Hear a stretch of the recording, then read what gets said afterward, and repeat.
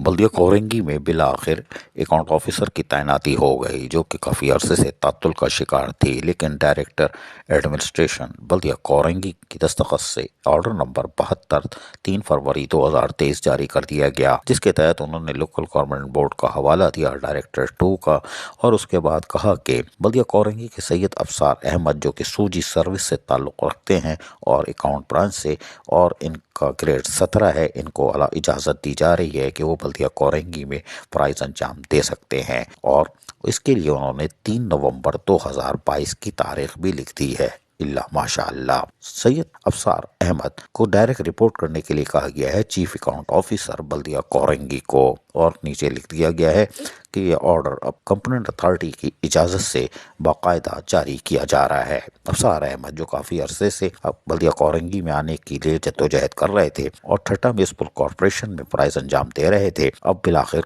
इतनी दूर जाने से बच गए और अब वो कराची में रहेंगे। और अफसार अहमद कल से यकीनी तौर पर अपने फ़राइज़ अंजाम देना शुरू कर देंगे, और इसके लिए कुछ आंखों में ठंडक भी पहुंच गई होगी। किन किन के पहुंची, ये अगली किस्त में। अजीज आरिफ, KBS बल्दियाती न्यूज़ कराची।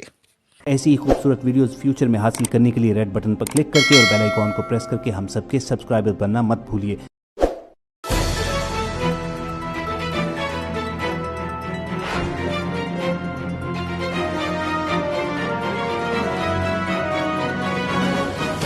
KBS बल्दियाती न्यूज़।